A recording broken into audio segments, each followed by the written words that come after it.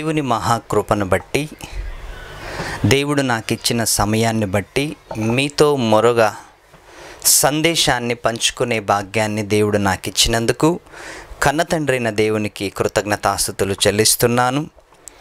మరి ఈరోజు కూడా దేవుని గ్రంథములో నుంచి, బైబిల్ గ్రంథములో నుంచి కొన్ని విషయాలను నేర్చుకోవటానికి మనం ప్రయత్నం చేద్దాం.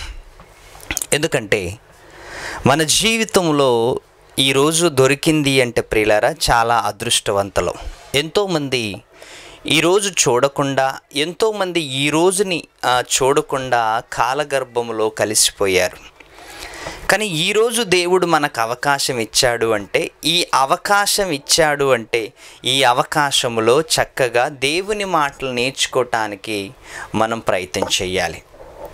ఎందుకంటే దేవుడు మనకి ఎన్నో విషయాలను నేర్పుతూ, మన విషయాలను బైబిల్లో రాస్తూ, మన భూమి మీద ఎలా జీవించాలో అన్న విషయాలను దేవుడు ఎన్నో విషయాలను బైబిల్ గ్రంథములు రాయించాడు.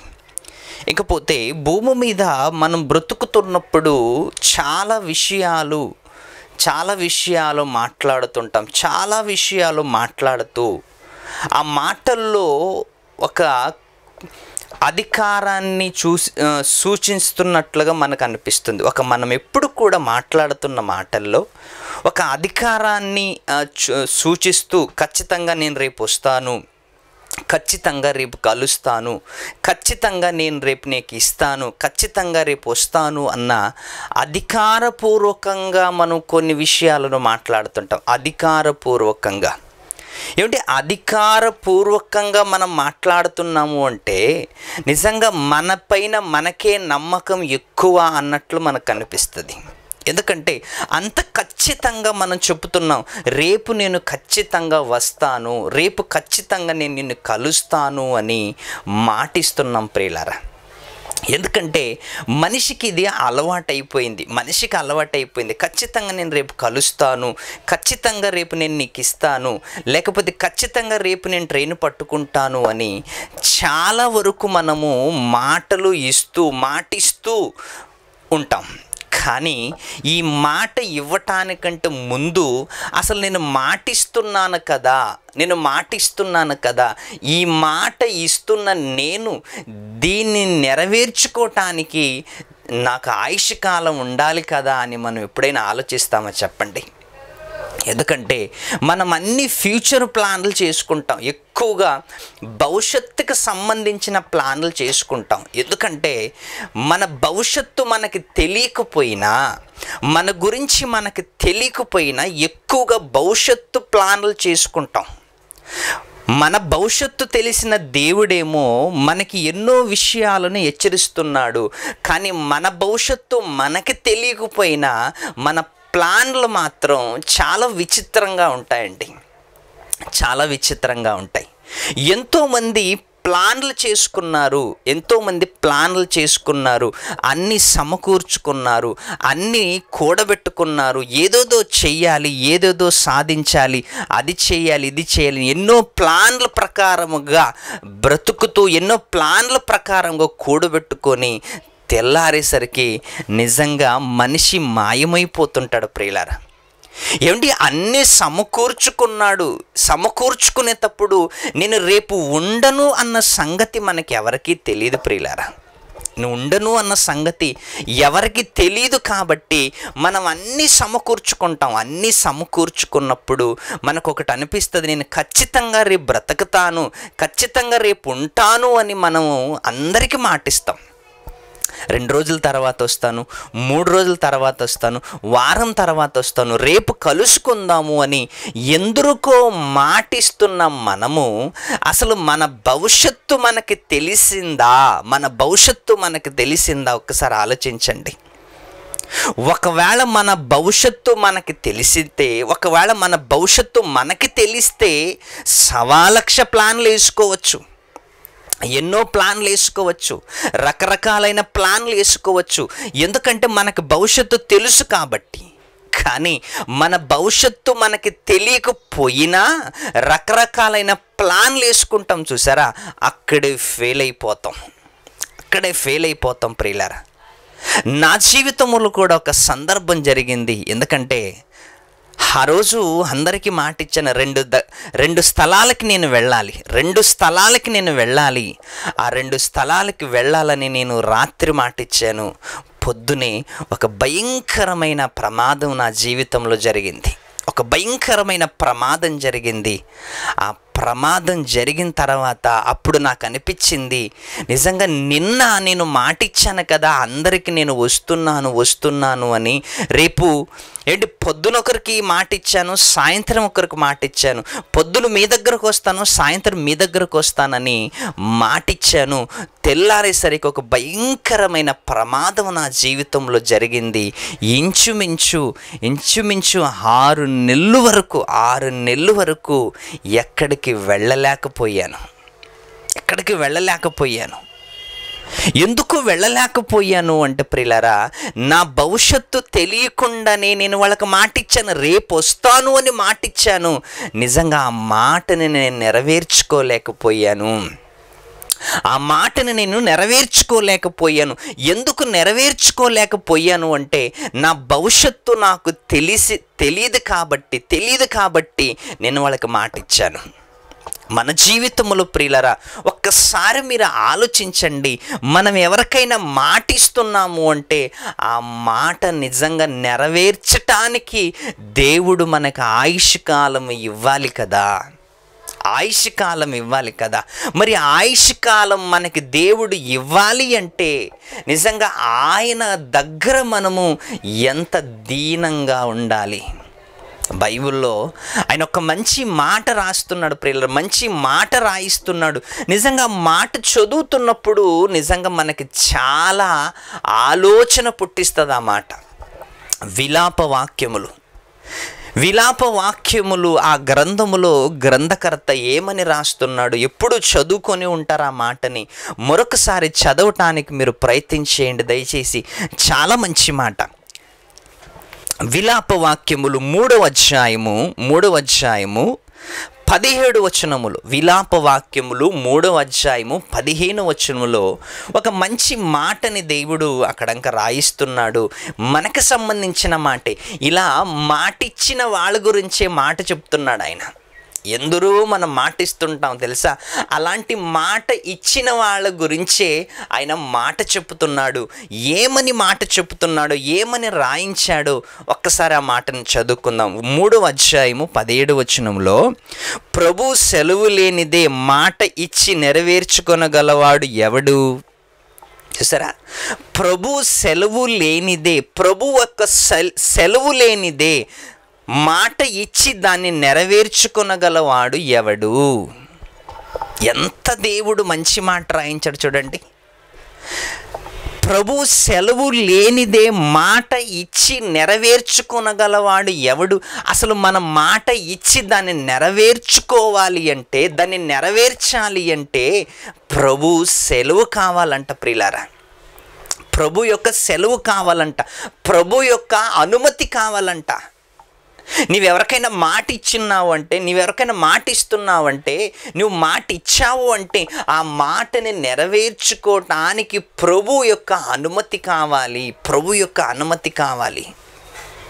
ఏమండి, ప్రభు యొక్క అనుమతి లేకుండా 100 మందికి నువ్వు మాటలు ఇచ్చినా, మాట చెప్పినా, 100 మందికి నువ్వు మాట ఇచ్చినా కూడా ఆ మాట నెరవేరాలి అంటే ప్రభు సెలవు కావాలి.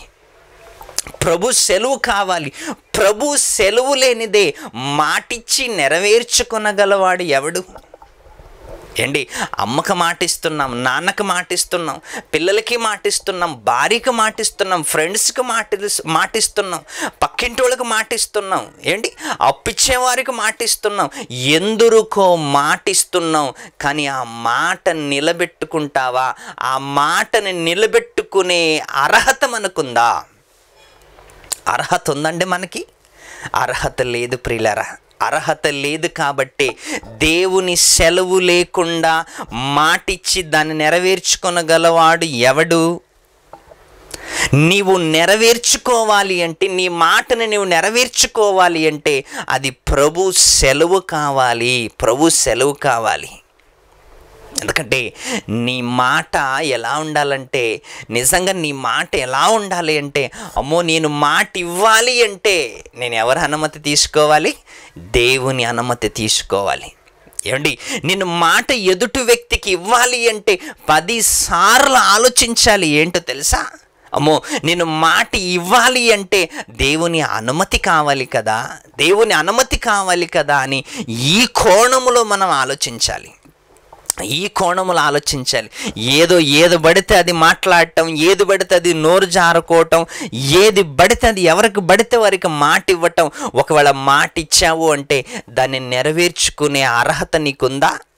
నీవు నెరవేర్చుకునే అర్హత నీకుందా? ఎందుకంటే భవిష్యత్తు మనకు తెలీదు, మన భవిష్యత్తు మనకు తెలియదు. కాబట్టి ప్రియులారా, అందుకే మాట ప్రభు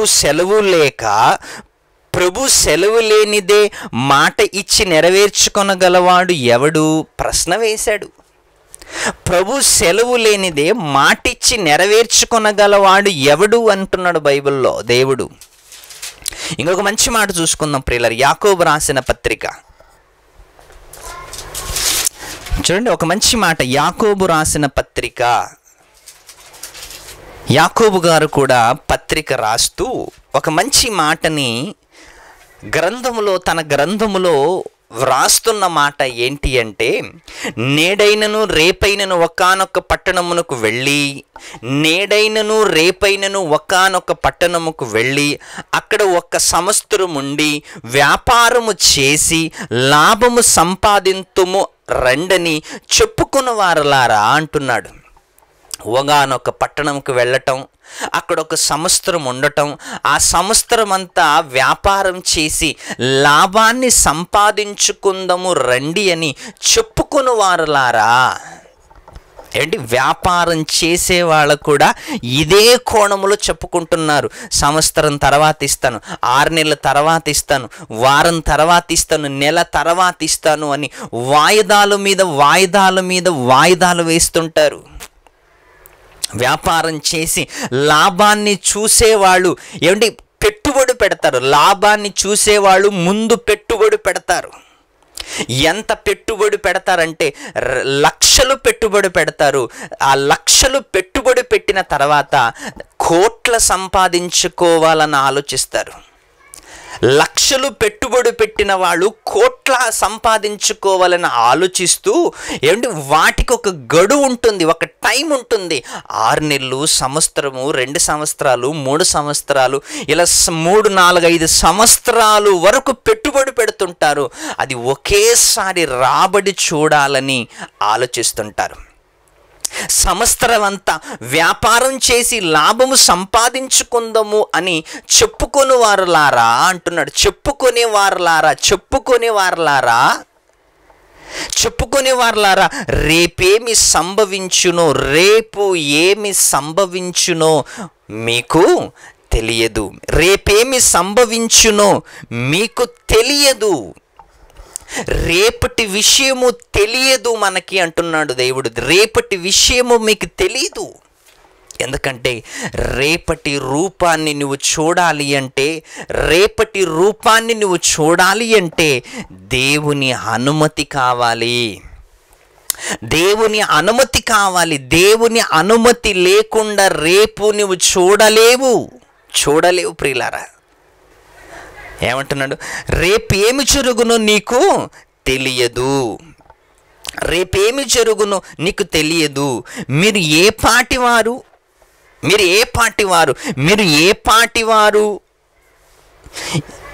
ఏమండి అందులో ఇంతలో మీరు ఏ పాటివారు? మీరు కొంతసేపు కనబడి అంతులో మాయమైపోయే ఆవిరి లాంటి వారే కదా. కొంతసేపు కనబడి అంతులో మాయమైపోయే ఆవిరి లాంటి వారే కదా మీరు. యాకోబు గారు అక్కడుంటున్న వారికి రాస్తూ ఏం రాస్తున్నాడంటే, మీరు కొంతసేపు కనబడి అంతలో మాయమైపోయే ఆవిరి లాంటి వారే కదా, మరి సంవత్సరం అంటున్నారు, వ్యాపారం అంటున్నారు, లాభం అంటున్నారు, ఇదంతా మీకు మంచిది కాదు అంటున్నాడు. ఇదంతా మీకు మంచిది కాదు. ఎందుకంటే కొంతలో కనబడి అంతలో మాయమైపోయే ఆవిరి లాంటిది మన జీవితం. ఆవిరి లాంటి వారే అంటున్నాడు.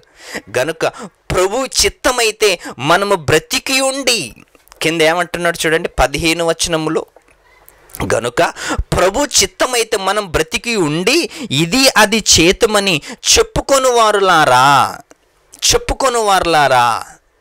ప్రభు చిత్తమైతే బ్రతికుండి ఇది అది చేతుము అని చెప్పుకునే వారలారా, రేపేమి సంభవిస్తుందో మనకి తెలియదు, రేపేమి జరుగుతుందో మనకి తెలియదు. అందుకే ఎవరికైనా మాట ఇచ్చే ముందు 10 సార్లు ఆలోచించండి ప్రియులారా. ఎవరికైనా మాట ఇస్తున్నావు అంటే, అమ్మో నేను మాటిచ్చి బ్రతకగలనా, మాటిచ్చి నేను నెరవేర్చగలనా, మాటిచ్చి నేను నెరవేర్చే యోగ్యుడేనా అని ఆలోచించి మాట ఇవ్వండి. ఒకవేళ నీ మాట నిలబెట్టుకోవాలంటే ఆ మాట కోసం దేవుణ్ణి అడగండి. ప్రభువా ఒకరికి మాట ఇచ్చాను, ప్రభువా ఒకరికి మాట ఇచ్చాను, రేపు వస్తానన్నాను, రేపు కలుసుకుంటానన్నాను, రేపు వెళ్ళాలంటున్నా, రేపు ప్రార్థనకి వెళ్ళాలనుకున్నాను, రేపు వాక్యం చెప్పడానికి వెళ్ళాలనుకున్నాను, రేపు క్లాస్కి వెళ్ళాలనుకుంటున్నాను, రేపు మీటింగ్కి వెళ్ళాలనుకుంటున్నాను, ప్రభువా దయతో నాకు అనుమతి ఇవ్వయ్యా అని అడగాలి. దయతో నాకు అనుమతి ఇవ్వయ్యా అని దేవుణ్ణి అడిగి మరి వెళ్ళాలి. దేవుణ్ణి అడిగి మరి వెళ్ళాలి ప్రియులారా. అందుకే ఏమంటున్నాడు, మీరు అది చేతుము ఇది చేతుము అని చెప్పుకునే మనము అది చేద్దాం, అది చెయ్యాలి, ఇది చెయ్యాలి, అక్కడికి వెళ్ళాలి, ఇక్కడికి వెళ్ళాలి, దాన్ని కట్టుకోవాలి, దీన్ని కట్టుకోవాలి, పెళ్లి చేయాలి, పెళ్ళికి ఇవ్వాలి, ఎన్నో రకాలుగా ఆలోచిస్తున్న మనము రేపేమి సంభవిస్తుందో మనకు తెలియదు కదా. ఒక్కసారి మన పూర్వీకుల విషయంలో ఆలోచించండి. ఒకసారి మన పూర్వీకుల జీవితం గురించి ఆలోచించండి. మంచి వాళ్ళ గురించి ఆలోచించండి, చెడ్డవాళ్ళ గురించి కూడా ఆలోచించండి. ఎన్నో ఆలోచనలు చేసి, ఎన్నో ప్రణాళికలు ముందు పెట్టుకొని, ఎంతో ప్రణాళిక చేసి ఒకరోజు హఠాత్తుగా ఈ లోకాన్ని విడిచి వెళ్ళిపోయారు కదా. వాళ్ళకంటే గొప్పవాళ్ళమా మనం? వాళ్ళకంటే అధికులమా మనం? వాళ్ళకంటే బలవంతులమా మనం? ఏమండి, పుట్టిన ప్రతివాడు భూమి మీద గిట్టక తప్పుదు అన్నది సమాజం. పుట్టిన ప్రతివాడు మరణించక తప్పుదు అనేది బైబిల్ కూడా మనకు సెలవిస్తుంది ప్రియులారా. బైబిల్ బోధించిన ప్రతి మాటని మనం ఆలోచన రూపంలో ఆలోచించగలిగితే, బైబిల్ చెప్పిన ప్రతి మాటని మనం కార్యరూపంలోకి తీసుకురాగలిగితే, ఎన్నో విషయాలు బోధించింది మనకు, ఎన్ని పాఠాలు నేర్పించింది బైబిల్ మనకి. ఎన్ని పాఠాలు నేర్పించింది. ఎన్ని పాఠాలు నేర్పించినా నేర్చుకోలేని సోమర్లా మనము వెనకపడిపోయాము అంటే ఇంకా ఎంతకాలము దేవుడు మనల్ని కాపాడాలి? ఎంతకాలము కాపాడాలి? ఎన్ని రోజులు కాపాడాలి? అందుకే ఒక్కసారి మీరు ఆలోచించండి. ఎవరికైనా మాట ఇస్తున్నావంటే చాలా జాగ్రత్తగా మాట ఇవ్వు. ఎందుకంటే ఆ మాట ఇచ్చిన తర్వాత నెరవేర్చుకునే సోమతిని దగ్గరుందా? ఎందుకంటే మన భవిష్యత్తు మనకి తెలియదు కాబట్టి, అందుకే మన భవిష్యత్తు మన చేతుల్లో లేదు కాబట్టి, మన విషయములో దేవుడు ఎలాంటి నిర్ణయాలు తీసుకుంటున్నాడో ఆయన గురించి మనం ఆలోచించాలి. ఆయన రాసిన గ్రంథాన్ని మనము చదువుకోవాలి ప్రియులారా. చక్కగా చదువుకోండి. అందులో మన భవిష్యత్తును దేవుడు రాయించాడు. మనిషి భవిష్యత్తును తెలిపే ఏకైక పుస్తకమే బైబుల్. నీవు నేను చదువుకున్న బైబుల్. ఆ బైబుల్ని చక్కగా చదవాలని కోరుకుంటూ ఈ మాటలు ముగిస్తూ సెలవు తీసుకుంటున్నాను.